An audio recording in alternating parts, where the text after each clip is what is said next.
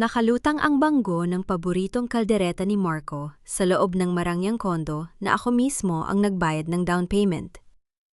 Nakangiti akong nag-aayos ng hapagkainan, tinitiis ang pagod mula sa 10 oras na trabaho bilang financial manager. Dahil ibersarya namin leyon. Inakala ko na ang gabing ito ay para sa aming dalawa lamang. Ngunit ang sumunod na boses na narinig ko mula sa sala ay bumasag sa bawat hibla ng aking pagkatao. Marco, huwag kang malambot. Sabihin mo na sa asawa mo na dito natitira ang mga pinsan mo mula sa probinsya sa susunod na linggo. Ang boses ni Mama Celia, ang aking biyenan, ay kasing talim ng kutsilyong hawak ko. Tutal, malaki naman ang kinikita ni Alina. Kaya na niyang buhayin ang buong pamilya natin. Para saan pa ang pagiging manager niya kung hindi niya tayo matutulungan? Isang pirma lang naman sa joint account nyo, makukuha na natin ang pambayad sa utang na kapatid mo. Walang pag-aalinlangan, sumagot ang asawa ko sa tono na tila ba isa lamang akong gamit na pag-aari nila. Huwag kang mag-alala, Ma. Mapipilit ko si Alnya. Konting paawa lang at pagpapaalala sa obligasyon niya bilang asawa, susunod din yan. Sa akin nakapangalan ang kalahati ng buhay niya. Wala siyang magagawa. Dahan-dahan kong ibinaba ang kutsara sa lamesa. Hindi ako nanginginig. Sa halip, naramdaman ko ang isang kakaibang lamig na dumadaloy sa aking mga ugat. Ang lamig ng katotohanan. Lumabas ako ng kusina at hinarap sila sa sala, kung saan ang aking mga mamahaling throw pillows ay nagkalat sa sahig at ang mga bota ng pamangkin ni Marco ay nakatapak sa aking puting alpombra. Walang titira rito na kahit sinong kamag-anak nyo? Ang boses ko ay mababa, matatag, at walang bahid ng emosyon. Gulat na napalingon sina Marco at Mama Celia. Ngunit sa halip na mapahiya, ang muka ni Mama Celia ay agad na namula sa galit. Tumayo siya at dinuru ako. Elna? Ano bang klasing puso ang mayroon ka? Napakadamot mo! Nakatira ka sa karangyaan habang ang mga kamag-anak ng asawa mo ay naghihirap? Utang na loob mo sa amin na pinakasalan ka ni Marco. Mama, stop it! Banta ko, ngunit hindi ako sumisigaw. Ang kondo na ito ay binili ko gamit ang sarili kong pera bago pa tayo ikasal. Hindi niyo ito pag-aari. Dito na sumabog si Marco. Ang lalaking pinangakuan kong mamahalin habang buhay ay mabilis na humakbang palapit sa akin. Bago ko pa namalayan, ang malakas na tunog ng kanyang palad ay humalik sa aking kaliwang pisingi. Ang lakas ng impact ay nagdulot ng pag-ugong sa aking pandinig at nagpatalsik sa aking muka sa isang tabi. Katahimikan. Isang nakabibinging katahimikan. Matuto kang rumespeto, Alena! Sigaw ni Marco, habang ang kanyang dibdib ay nagbababa taas. Asawa kita, at ang lahat ng sa iyo ay sa akin din. Kung sinabi ni Mama na may titira rito, may titira rito. Huwag mong pairalin ang pagiging matapobre mo dahil lang ikaw ang kumikita ng pera.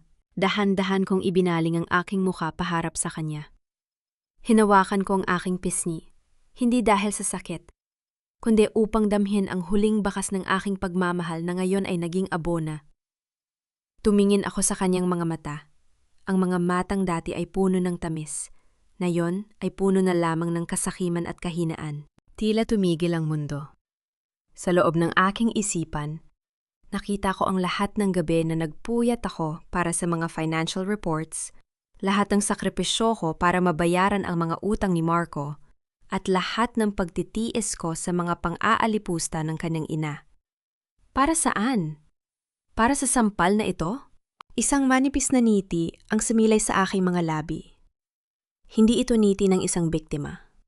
Ito ang niti ng isang babaeng kakagising lang mula sa isang masamang panaginip. Ang pagmamahal ay isang luxury na hindi ko na kayang bayaran, at ang paghihiganti ay isang investment na sisiguraduhin kong lalago. Okay, sabi ko. Ang boses ko ay kasing lamig ng yelo sa Antarctica. Anong okay? Tanong ni Marco, na tila nalilito sa aking kalmado na reaksyon. Inakala niya marahil naluluhod ako at iiyak. Inakala ni Mama Celia na magmamakaawa ako para sa tawad. Sabi ko, okay.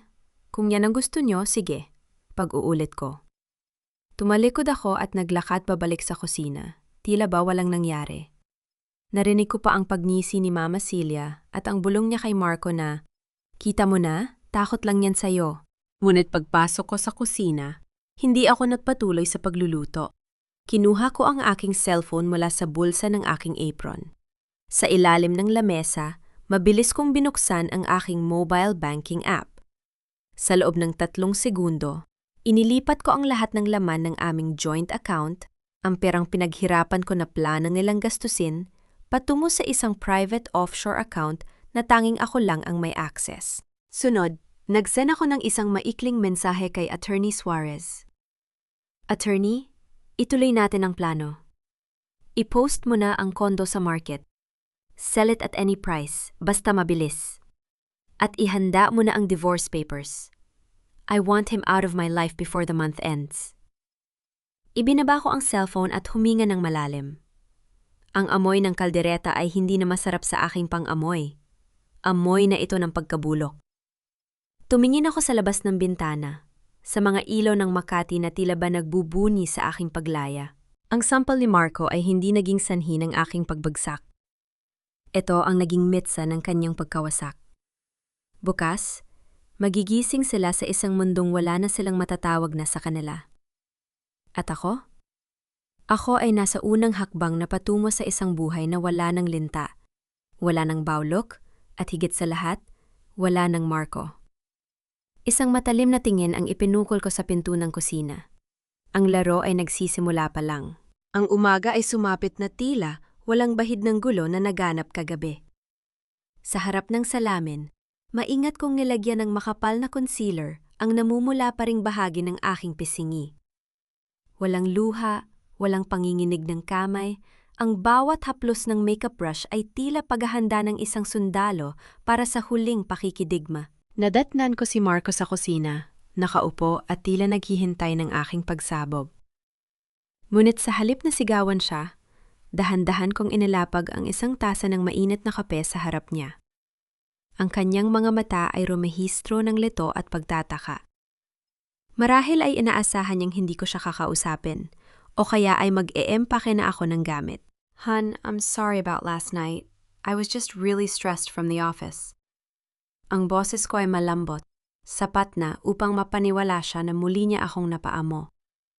Ito ang sining ng panlilinlang na natutunan ko sa mundo ng finance. Kung gusto mong pabagsakin ang kalaban, hayaan mo muna silang maniwala na sila ang nasa itaas. Biglang lumiwanag ang mukha ni Marco, isang ngiting mapagmataas ang sumungo sa kanyang labi. "Sabi ko na nga ba, maintindihan mo rin ako. Ganyan dapat, Alena. Family first. Anyway, dadating na sina Tito Boy at mamaya para tingnan yung guest room." Ngumiti ako ng tipid, isang ngiting hindi umaabot sa aking mga mata. "Sure, no problem. Pero bago ang lahat, hon, may kailangan ka lang pirmaahan.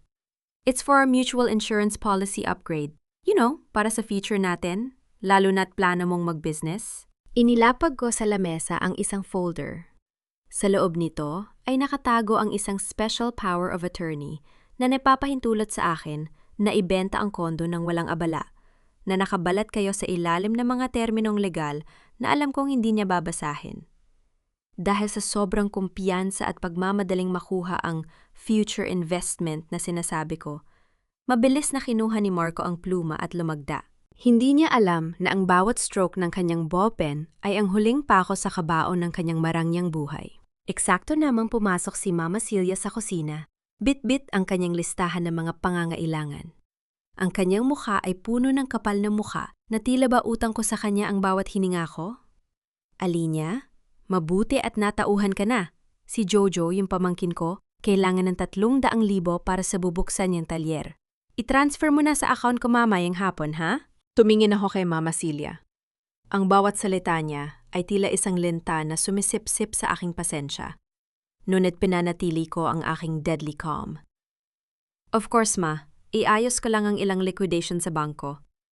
It takes a few days. You know how banking systems work, right?" "Good. Dapat lang na maging pakinabang ka naman sa pamilyang ito."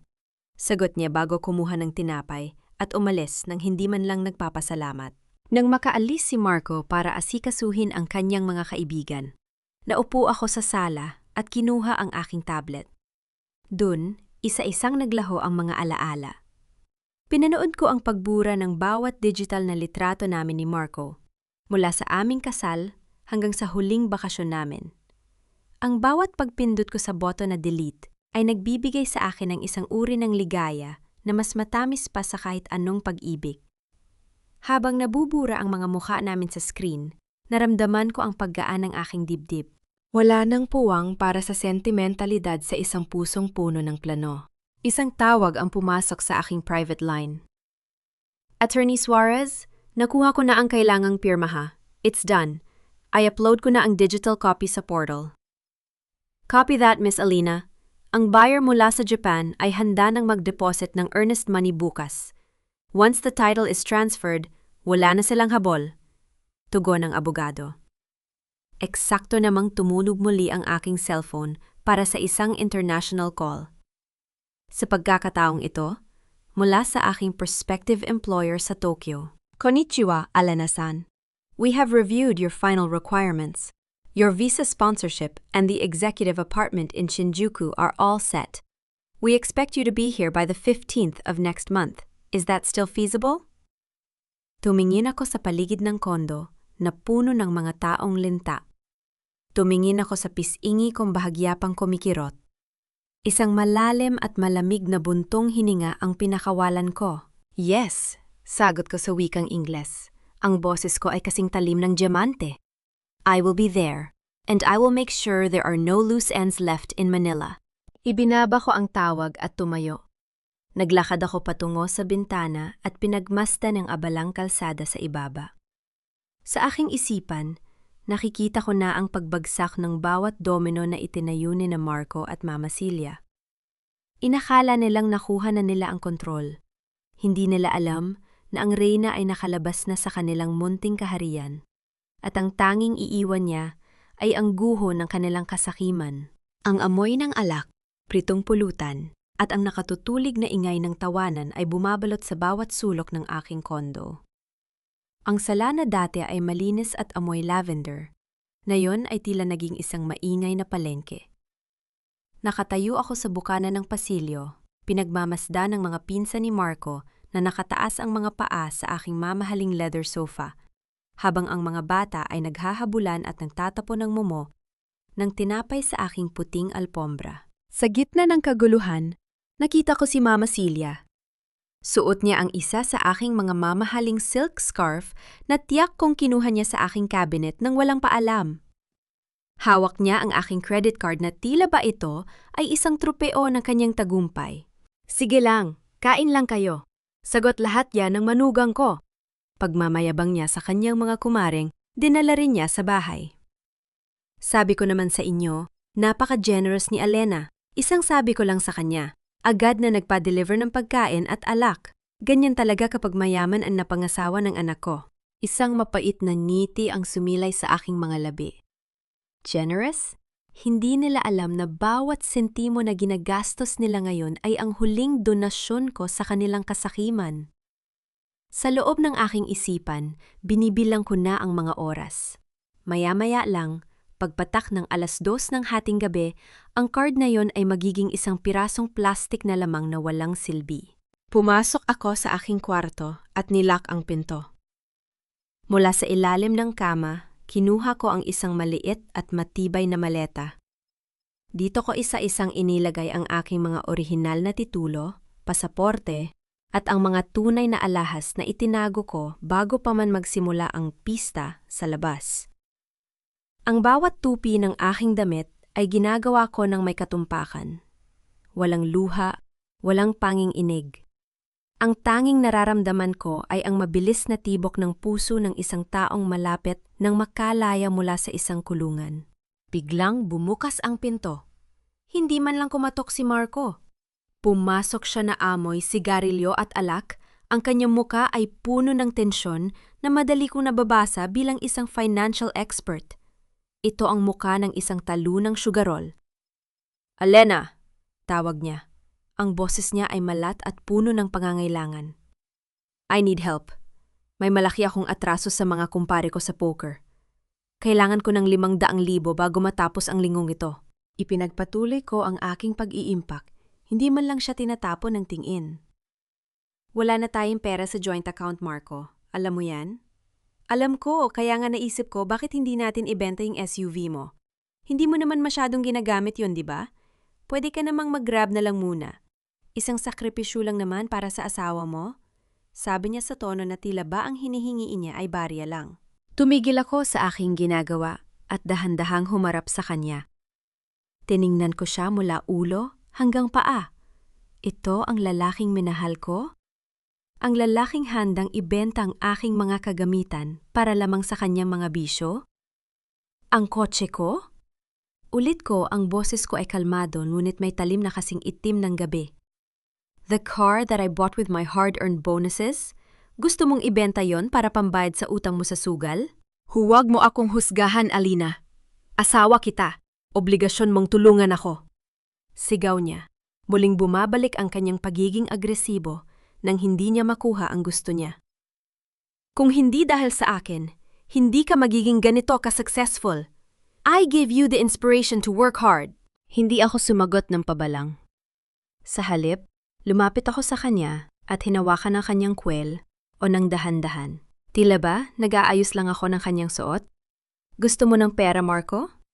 Sige, ibibigay ko sa iyo ang lahat ng nararapat sa iyo. Lahat-lahat. Naguluhan siya sa aking sinabi. Ngunit bago pa siya makapagtanong, lumabas na ako ng kwarto at nagtungo sa kusina. Nakita ko ang aking wedding ring sa ibabaw ng counter, ang diamanteng kumikinang sa ilalim ng ilaw. Isag simbolo ng pangakong matagal ng nilapastangan. Kinuha ko ito at walang pag-aalinlangan na inihulog sa loob ng basurahan na puno ng mga tirang pagkain at upos ng sigarilyo. Ang tunog ng pagbagsak ng singsing sa gitna ng mga basura ay ang pinakamasarap na musikang narinig ko sa buong buhay ko. Eksakto namang nag-vibrate ang cellphone ko. Isang unknown number ang tumatawag, ngunit alam ko kung sino ito. Ito ang mystery buyer na laging nakasunod sa bawat utos ko. Hello? Yes, everything is ready. The turnover will happen sooner than planned. Sabi ko sa telepo, habang nakatingin ng diretso kay Mama Celia na ngayon ay abala sa pag-i-impact ng mga natirang pagkain sa isang plastic bag. Alia, sino yan? Tanong ni Marco na sumunod pala sa akin sa kusina. Ipinasok ko ang cellphone sa bulsa ko at binigyan siya ng isang malamig at misteryosong ngiti. Walahan, isang lumang kaibigan lang. Nagpapaalala sa akin na ang oras ay tumatakbo at ang lahat ng bagay na hiram kailangang ibalik sa tunay na may-ari. Tumalikod ako at iniwan siyang nakatayo roon. Lito at tila may nararamdamang hindi magandang presensya. Isang linggo na lang, Marco. Isang linggo na lang at magiging malaya na ako sa impyerno ito. At kayong lahat? Maiwan kayong nangangapa sa dilim habang ang lupang kinatatayo nyo ay unti-unti nang naglalaho. Nakahanda ang mga dokumento sa ibabaw ng lamesa. Kasing puti at kasing lamig na mga tiles sa morgue. Pinanood ko ang pagpatak ng huling butil ng asukal sa aking kape habang sa kabilang dako ng mesa ay nakaupo si Marco. Balisa. Nanginginig ang mga kamay at halatang hindi nakatulog dahil sa banta ng kanyang mga pinagkakautangan. Ano to, Elena? Tanong niya. Ang kanyang tinig ay puno ng pag-aalinlangan habang tinitingnan ang makapal na bundle ng papel. It's a wealth management and insurance bond, Marco. Ang boses ko ay kalmado, parang isang awit na nagpapatulog sa isang biktima. Inilapit ko ang profile mo sa kumpanya namin. Dahil asawa kita, pwede kang pumasok sa isang high-yield investment. Kapag napirmahan mo ito, magkakaroon tayo ng access sa isang credit line na aabot sa 2 milyong piso. Sapat na yun para mabayaran ang lahat ng utang mo sa sugal at may matitira pa para sa business na gusto mo. Nakita ko ang kislap ng kasakiman sa kanyang mga mata. Iyon ang kahinaan niya. Ang pangarap na yumaman ng walang ginagawa. Hindi niya alam na sa ilalim ng mga terminong legal na sadyang ginawa kong komplikado, nakatago ang isang special power of attorney na nagbibigay sa akin ng karapatang ibenta ang kondo at ilipat ang lahat ng aming conjugal assets sa aking pangalan bago ang anumang benta. Sigurado ka ba rito? 2 million? Paninigurado niya. Ang kanyang pluma ay nakahanda na sa ibabaw ng papel. Sigurado ako, Hon. Isipin mo na lang, ito ang paraan ko para makabawi sa'yo. Ayoko namang mag-away tayo dahil lang sa pera. Sabi ko habang binibigyan siya ng isang malambot na tingin na alam kong kanyang paniniwalaan. Ang tunog ng bulpen habang kumakamot sa papel ay tila musika sa aking pandinig. Bawat stroke, bawat kurba ng kanyang pirma ay ang pagputol sa huling ugnayan namin. Pinanood ko siyang lagdaan ang 3 kopya. Hindi niya binasa ang fine print, hindi niya napansin ang salitang disposal of property at sole beneficiary. Inabot niya sa akin ang mga dokumento ng may niting tagumpay. Salamat, Alena. Sabi ko na nga ba, hindi mo ako matitiis. Sabi niya sabay tayo para yakapin ako. Hinayaan ko siyang yakapin ako, ngunit ang aking katawan ay kasing tigas ng bato. Ang amoy ng kanyang pabango ay tila lason sa aking balat, ngunit tiniis ko ito. Isang huling yakap para sa taong malapit nang mawala ng lahat. Paglabas ni Marco ng bahay para ibalita sa kanyang mga kumpare ang suwerte niya, nakita ko si Mama Celia na dahan-dahang lumalabas mula sa aking silid. Akala niya ay hindi ko siya nakikita mula sa refleksyon ng salamin sa sala. Hawak niya ang isang maliit na velvet box, ang lalagyan ng aking mga paboritong perlas at diamante. Nakita ko ang kanyang mabilis na paglalakad patungo sa kanyang kwarto. Ang pag-iingat sa kanyang bawat hakbang para hindi makalika ng anumang tunog ang kanyang mga tsinelas. Isang matalim na ngiti ang sumilay sa akin. Hindi niya alam na ang mga alahas sa loob ng box na yon ay mga dekalidad na imitasyon lamang. Ang mga tunay na iyas ay nasa loob na ng aking safety deposit box sa bangko. Hayaan mo siyang magnakaw. Hayaan mo siyang isipin na nalamangan niya ako. Ang bawat peking diamante na yon ay magsisilbing paalala sa kanya ng sarili niyang katusuhan kapag tinangka na niyang isanla ang mga ito sa oras ng kanila kagipitan. Kinuha ko ang aking cellphone at tinawagan ang aking real estate agent. The documents are signed! Ang pirma ng asawa ko ay nandito na. You can officially close the deal with the Japanese firm. Tell them the unit will be vacated in exactly 7 days. Copy that, Miss Elena. The bank transfer for the full payment will reflect in your offshore account once we submit the notarized SPA, sagot ng agent. Ibinaba ko ang telepon at tumingin sa ticking clock sa dingding. Ang bawat segundo ay isang hakbang palayo sa impyernong ito. 7 araw, 7 araw na lang, at ang realidad ay sasampal sa kanila ng mas masakit pa sa sampal na ibinigay ni Marco sa akin. Naramdaman ko ang pag-vibrate ng aking telepon. Isang email confirmation para sa aking flight patungong Narita. Isang one-way ticket. Walang return date. Naglakad ako patungo sa bintana ng kondo na hindi ko natatawaging akin sa loob ng ilang araw. Ang langit ay madilim, nagbabanta ng isang malakas na ulan, ngunit sa loob ko, ang lahat ay maliwanag at malamig. Inakala nila na ako ay isang biktima na madaling mauto at mapagnakawan. Hindi nila alam na sa bawat araw na tiniis ko ang kanilang pang-aabuso, ay unti-unti ko ring ginigiba ang kanilang kinabukasan. 1 linggo na lang, Marco. Bulong ko sa hangin. Ang aking refleksyon sa salamin ay tila isang stranger na may mga matang puno ng apoy. 1 linggo na lang at magiging malaya na ako. At ikaw? Maiwan ka sa gitna ng guho ng iyong sariling kasakiman? Ang loob ng aking kondo ay hindi na amoy mamahaling pabango at lavender. Ngayon, ang bawat sulok ay nanunuot na ang amoy ng piniritong isda, pawis ng mga taong hindi ko kilala, at ang maasim na amoy ng basurang hindi agad na ilalabas. Sa sala, 3 pinsan ni Marco ang natutulog sa sahig, habang ang mga bata ay ginagamit ang aking mga imported na unan bilang pansapin sa kanilang mga madudungis na paa. Nakatayo ako sa gitna ng kaguluhan. Bit-bit ang aking tasa ng kape. Pinapanood ko si Mama Celia habang binubuksan niya ang aking closet at isa-isang inilalabas ang aking mga designer dresses. Alena, itong mga damit mo, hindi mo naman na yata isinusuot ang iba rito. Sabi niya habang ipinapatong ang aking paboritong silk gown sa balikat ng kanyang pamangkin na si Liza. Ibibigay ko na lang kay Liza, ha? Kawawa naman ang bata.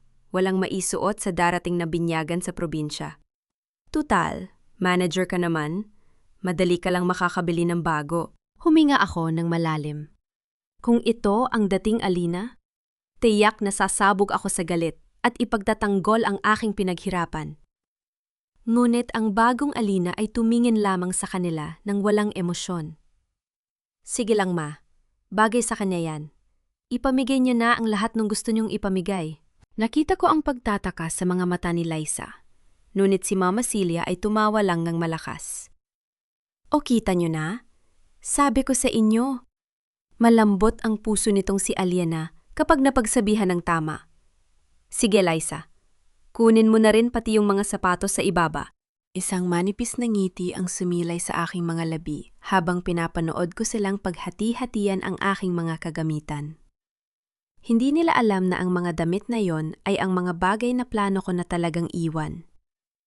Ang mga mahahalagang gamit ko, ang aking mga dokumento, ang aking mga mamahaling rilo at ang mga alaala ng aking tagumpay ay maayos nang nakabox at naipadala na sa isang international courier patungong Tokyo kahapon pa. Ang bawat piraso ng tela na kinukuha nila ngayon ay tila ba pagbabayad ko sa huling 7 araw ng aking pananatili sa impyerno ito? Pumasok si Marco sa kondo. Bitbit ang isang balot ng chicharon at isang bote ng gin. Mukha siyang masaya. Tila ba nakalutang sa ulap dahil sa inaakala niyang yaman na paparating? Lumapit siya sa akin at inakbayan ako. Ang kanyang amoy ay sapat na para masuka ang sinumang matinong babae.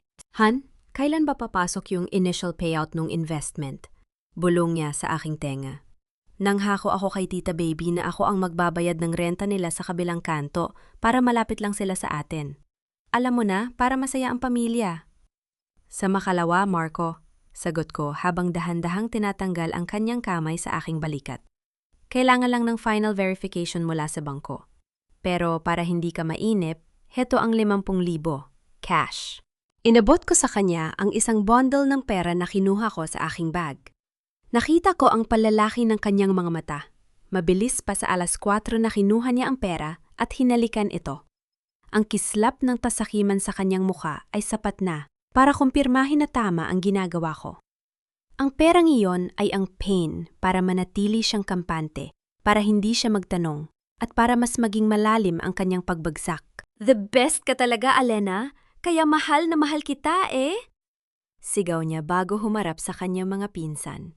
O mga repa, may pang-inom na tayo. Let's party! Muling nagkagulo sa loob ng bahay. Ang tunog ng mga basong nagkakalampagan at ang malakas na musika mula sa speaker ay bumalot sa kapaligiran. Habang sila ay nagsasaya sa perang, akala nila ay simula ng kanilang swerte. Nagtungo ako sa aking silid at sinimulang i-delete ang aking mga social media accounts. Gusto kong mawala na, parang bula sa oras na lumipad ako. Walang bakas, walang paraan para maabot nila ako.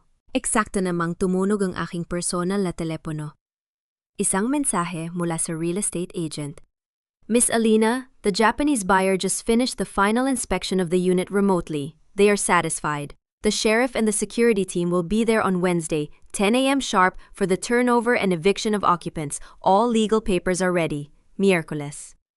Ibig sabihin, meron na lamang akong 48 oras. Lumabas ako ng kwarto at nakita ko si Mama Celia na nakaupo sa aking paboritong silya. Kumakain ng mangga habang ang katas nito ay tumutulo sa aking mamahaling upholstery. Tumingin siya sa akin nang may mapang-aping ngiti. Alyona, nga pala, yung kwarto mo, palilipatin na namin doon ang mga bata bukas. Doon ka na lang muna sa sofa matulog ha? Para naman komportable ang mga panauhin natin.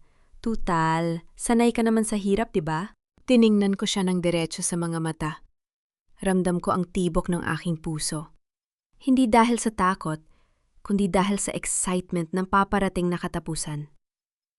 Sige po ma, ang boses ko ay kasing pino ng seda. Gagawin ko ang lahat para maging komportable kayo. Dahil pagdating ng Miyerkules, sisiguraduhin kong hindi niyo malilimutan ang araw na ito sa buong buhay niyo. Anong sabi mo? Tanong ni Mama Celia, bahagyang napatigil sa pagmuya. Sabi ko po, kumain lang kayo ng kumain. Dahil baka yan na ang huling masarap na pagkain na matitikman niyo sa loob ng mahabang panahon. Nakangiti kong sagot bago ako pumasok sa banyo upang maligo.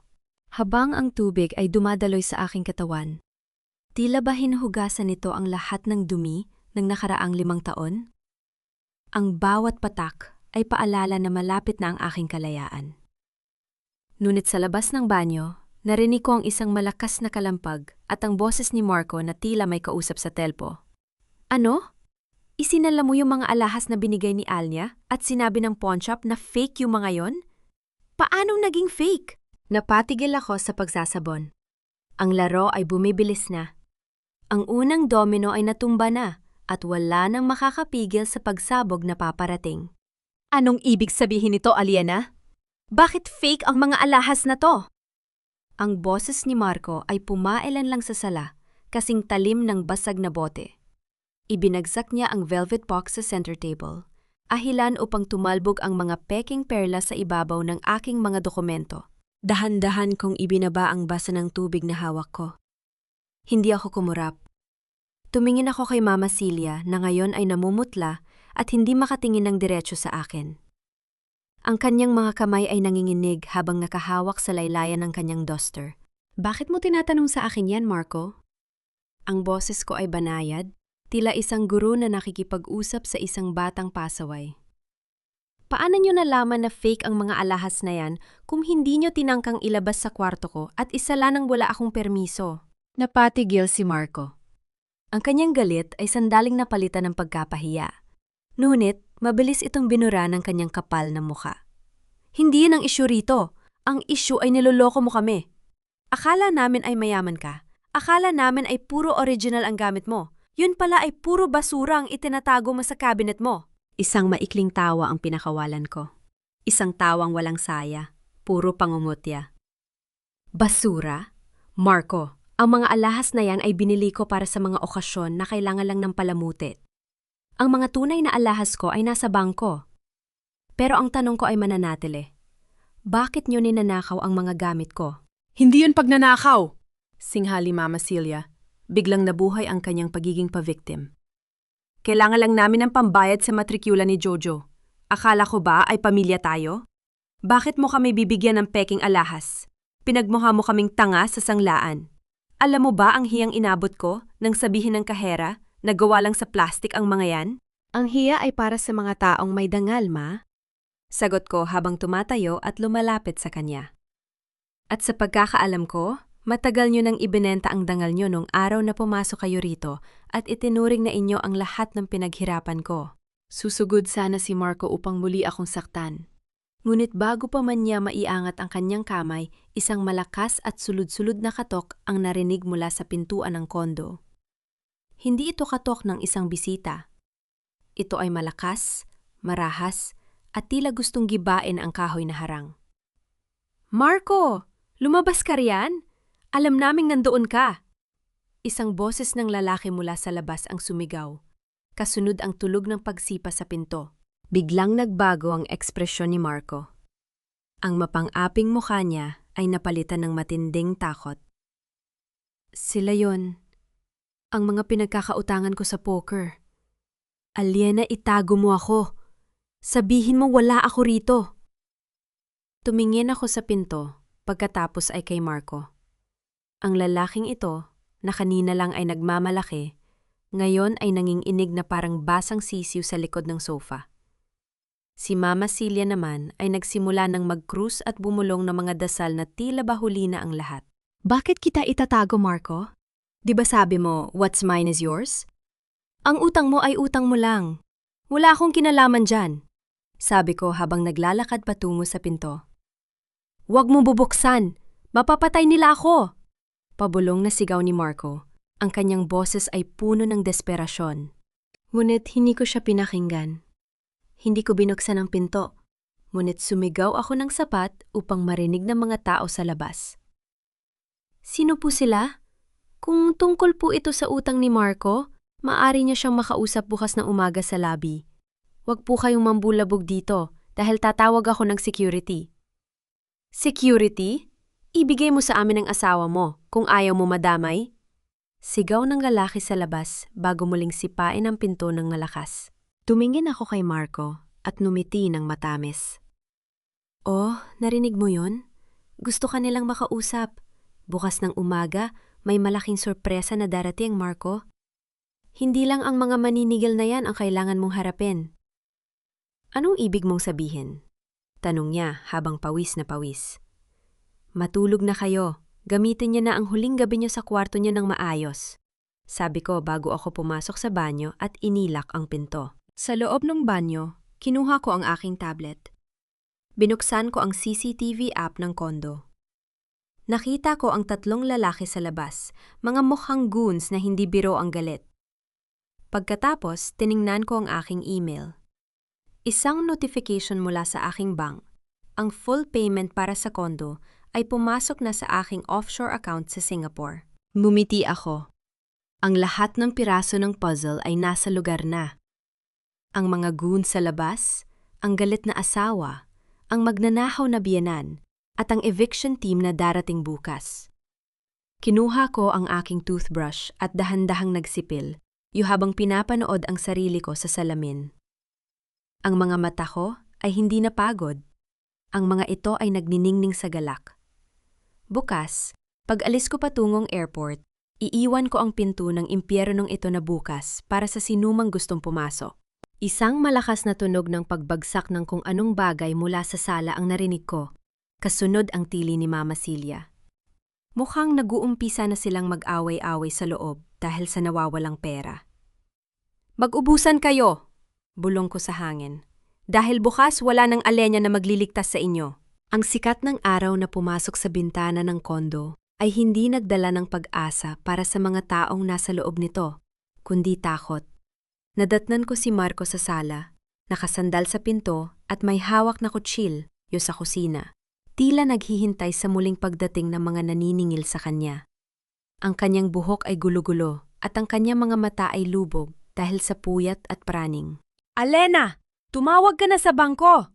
Bakit wala pa yung pera? Histeryosong tanong niya nang makita niya akong lumabas ng kwarto. Bihis na bihis para sa aking trabaho. Marco, ang international transfers ay may proseso. Sabi ko sa'yo 10:00 ng umaga ang clearing. Sagot ko habang maingat na isinusuot ang aking relo. Isang huling tingin sa salamin, maayos ang aking buhok, matalim ang aking eyeliner, at ang aking mukha ay walang bakas ng kahit anong emosyon. 10:00? 2 oras na lang. Kailangan ko na yung pera bago sila bumalik. Sigaw niya. Ang kanyang kamay ay nanginginig kaya tumunog ang talim ng kutsil habang tumatama ito sa sahig. Sa kabilang dako, si Mama Celia ay abala sa pag-iimpak ng kanyang sariling gamit sa isang malaking sako. Aalis na muna kami ng mga bata, Marco. Dun muna kami sa kapatid ko sa Cavite. Hindi kami ligtas dito hanggat nandyan ang mga goons na yan. Aliana, bigyan mo ako ng pamasahe at panggastos namin doon. Lumapit ako sa aking bag at kinuha ang aking pitaka. Inilabas ko ang huling 5,000 piso na cash at iniyabot sa kanya. Heto na ang huling pera ko, Ma. Gamitin niyo ng maayos. 5? Anong gagawin ko sa 5? Kulang pa to sa grab at pangmerienda ng mga bata. Reklamo niya, ngunit mabilis din niyang hinablot ang pera mula sa kamay ko. Hindi na ako sumagot. Naglakad ako patungo sa kusina at kinuha ang aking thermal mug. Naramdaman ko ang pagsunod ni Marco sa akin. Olyana, sasamahan kita sa bangko. Hindi ako papayag na hindi ko makukuha ang share ko ngayong umaga. Dahan-dahan akong humarap sa kanya. Isas matalim at malamig na tingin ang ibinigay ko sa kanya na nagpatigil sa kanyang paglapit. Kung sasama ka sa akin, baka doon ka pa maabutan ng mga maniningil mo sa labas ng building. Mas safe ka rito. Hintayin mo ang tawag ko kapag handa na ang check. Huwag kang aalis. Dahil kailangan ang pirma mo para sa release ng funds. Ito ang pinakamalaking kasinungalingan na binitiwan ko. Ngunit dahil sa desperasyon, naniwala siya. Okay. Sige. Bilisan mo, Aliana. Buhay ko ang nakataya rito. Alam ko, Marco, buhay mo talaga ang nakataya rito. Bulong ko sa aking sarili habang tumatalikod. Bit-bit ang aking laptop bag, na ang laman ay hindi computer, kundi ang aking mga pinakamahalagang dokumento at isang palit na damit. Naglakad ako patungo sa pintuan.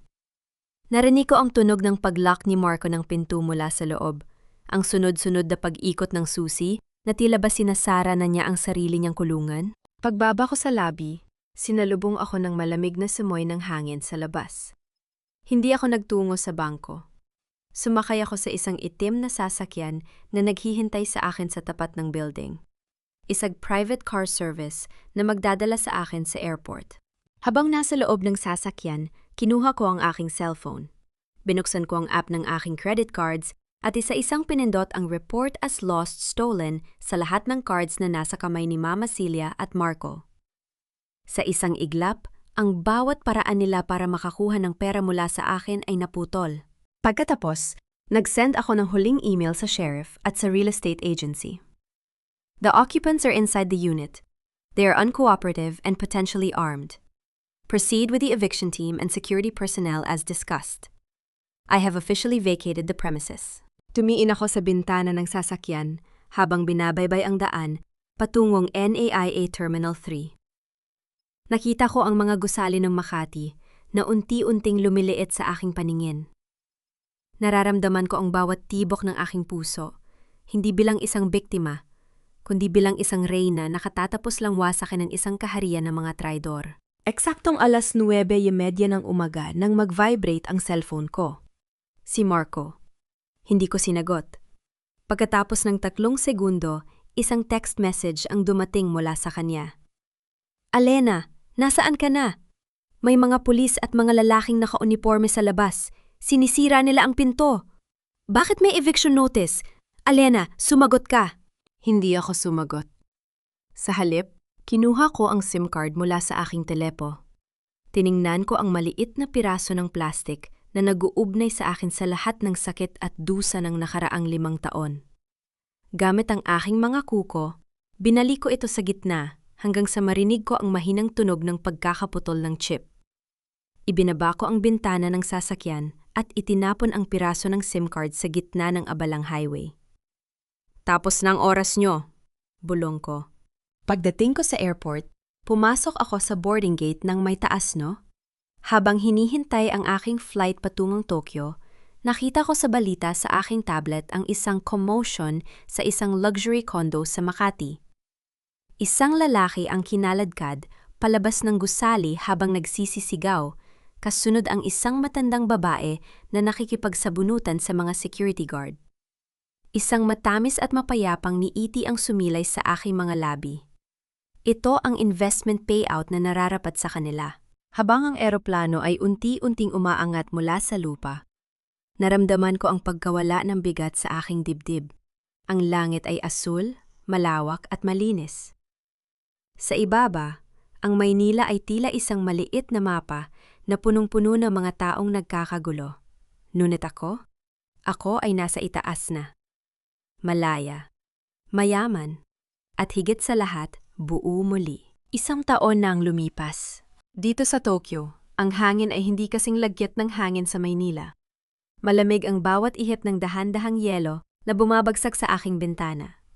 Ngunit sa loob ng aking executive apartment sa Shinjuku, ang lahat ay tahimik at payapa.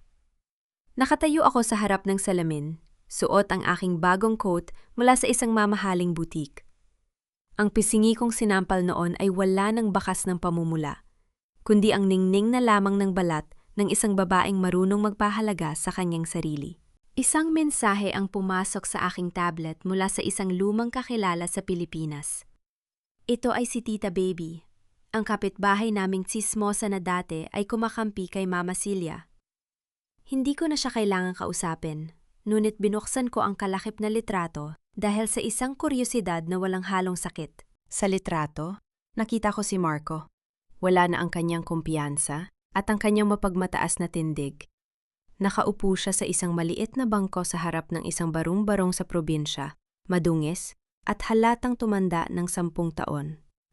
Nalaman ko mula sa caption na hanggang ngayon ay hinahabol pa rin siya ng mga pinagkakautangan niya sa poker at ang kanyang pangalan ay nakatatak na sa bawat kanto bilang isang taong hindi mapagkakatiwalaan. Sa likod niya, nakita ko si Mama Celia na naglalaba sa isang palanggana. Ang kanyang muka ay puno ng pait at galit habang sinisigawan ng isang bata. Wala na ang silk scarf na ninakaw niya sa akin. Ang tanging suot niya ay isang lumang duster na butas-butas na. Isang malalim na hininga ang pinakawalan ko. Nakaramdam ba ako ng awa? Hindi. Nakaramdam ba ako ng tuwa sa kanilang paghihirap? Bahagya. Ngunit hindi yon ang mahalaga. Ang naramdaman ko ay ang pinakamatamis na emosyon sa lahat, ang kawalan ng pakialam. Indifference. Yon ang tunay na rurok ng paghihigan. Ang makita ang mga taong sumira sa iyo na nagdurusa, habang ikaw ay wala nang maramdaman para sa kanila dahil masyado ka nang abala sa pagbuo ng sarili mong tagumpay. Maraming nagtatanong sa akin, lalo na ang aking mga bagong kaibigan dito sa Japan. Alena, napatawad mo na ba sila? Ang sagot ko ay simple. Pinatawad ko ang aking sarili. Pinatawad ko ang sarili ko sa pananatili ng matagal sa isang relasyong toxic. Pinatawad ko ang sarili ko sa pagbibigay ng labis na pagkakataon sa mga taong linta. Ngunit ang pagpapatawad sa kanila, yan ay isang bagay na hindi ko na kailangang gawin. Ang hustisya ay naibigay na ng tadhana, at ang aking kalayaan ay sapat na kabayaran sa lahat ng luha na hindi ko na muling ititigis. Natutunan ko na ang utang na loob ay hindi isang tanikala na dapat pumatay sa iyong kaligayahan. Ang tanging utang na meron tayo ay sa ating mga sarili. Ang utang na maging matapang, maging malaya, at maging sapat. Ang pag-ibig na walang respeto ay hindi pag-ibig, kundi isang masamang investment. At sa mundo ng finance, ang pinakamatalinong desisyon na nagawa ko ay ang i-liquidate ang lahat ng emosyong nagpapabigat sa akin. Kinuha ko ang aking handbag at lumabas ng apartment. Habang naglalakad ako sa ilalim ng mga nagsisimulang mamukadkad na sakura, naramdaman ko ang tunay na kapayapaan. Ang bawat hakbang ko sa semento ng Tokyo ay isang deklarasyon ng aking tagumpay. Hindi ako biktima. Ako ay si Alena, ang arhitekto ng sarili kong buhay. At ang kwentong ito ay hindi nagtatapos sa isang pagsasama, kundi sa isang pag-iisa na puno ng karangyaan, danggal, at walang katapusang pag-asa. Huminto ako sa isang tawiran at tumingin sa langit. Ang araw ay sumisikat na, at ang liwanag nito ay kasing tingkad ng aking kinabukasan. Sa wakas, ang lahat ay nasa tamang lugar na.